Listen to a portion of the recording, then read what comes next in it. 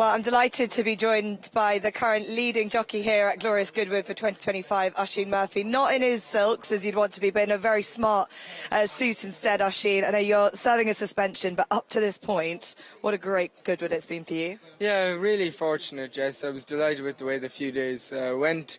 Obviously, it's a tough track and you can get some hard luck stories, but I tried to make most of the opportunities that I had.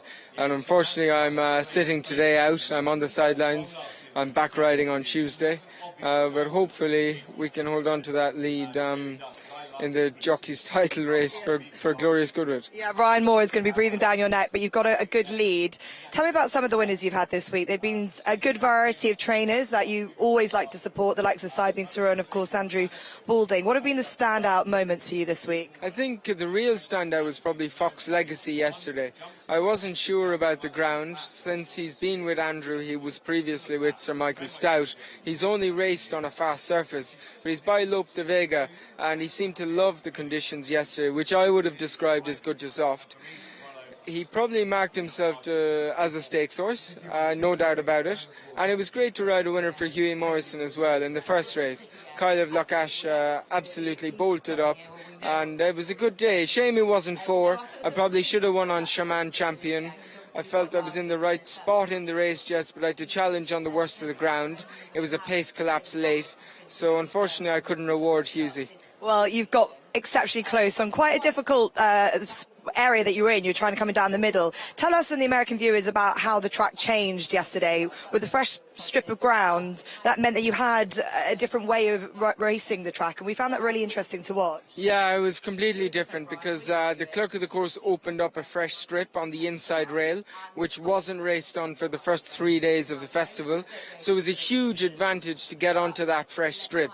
I managed to do it in most of the races, and I managed to do it in probably a lot of the horse I was beaten on as well. Richard Hughes' horse yesterday, Shaman Champion. But when I went to challenge, the horse in front of me were always going to stop as we went too fast. And I had to go left onto old worn ground when really the winner had the perfect trip towards that far rail. Yeah, it was really interesting to watch. We thought Seagulls 11 was another standout because a horse that you kind of controlled the race throughout, really, and they couldn't really get to you. It felt like watching a cycling race. You were always in that control point. Yeah, he was very relaxed yesterday and he didn't waste any energy.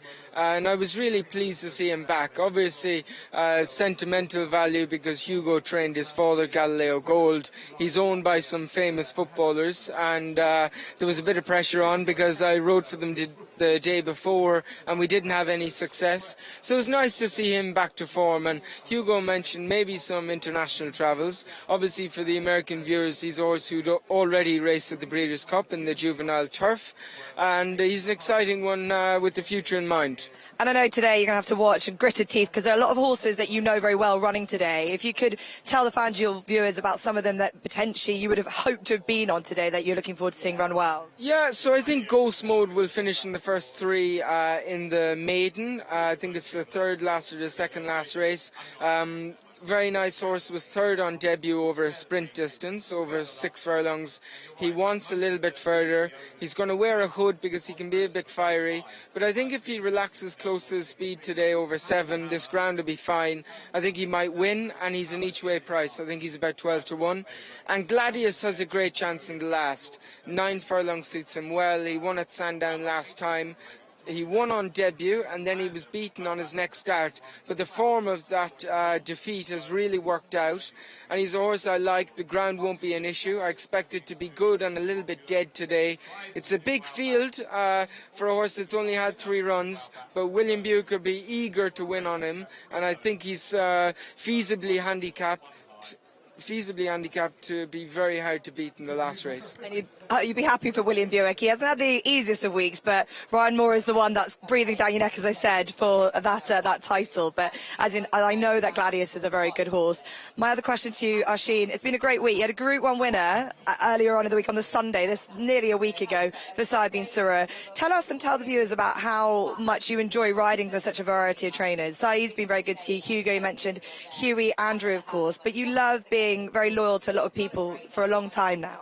Yeah, I try and do a bit for these guys in the morning and get to know the horses and I'm a realist when it comes to maybe their targets or whatever, and it's great when the trainers pick the right races and then it all works and I can give them the right ride. It doesn't happen every time, but I get a great kick out of it, particularly at these festivals when it does happen.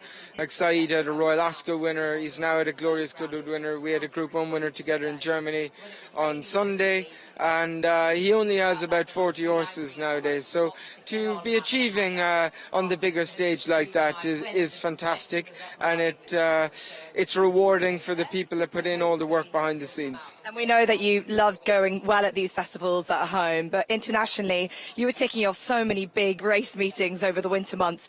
Do you hope to be in Del Mar for the Breeders' Cup at the end of the year? Absolutely. I mean, every day you're trying to pick out horses that might be suited to the Breeders' Cup. Most of them won't be good enough, but first of all, they have to have the right temperament. It doesn't matter how much ability they have to take the travel, take the morning routine over there, and then obviously take the race day. But the Breeders' Cup really is the pinnacle. I think Ryan Moore alluded to it. Few people this week have been mentioning the Breeders' Cup because we're getting to that time of year where you really have to target horses and focus them towards that agenda. Unfortunately, I haven't found many yet, but I've only had one Breeders' Cup winner, Jess. That was the Breeders' Cup Distaff on Marshall Lorraine, and it feels like a lifetime ago. So if I could add to that single victory this year, it would make me very happy. Advertising why, yeah, and plenty should be having you on board their horses. Oisin, looking so stylish. I know, as good in silks as you are in your suit. Great to see you, and have a wonderful day. Thank you very much, Jess.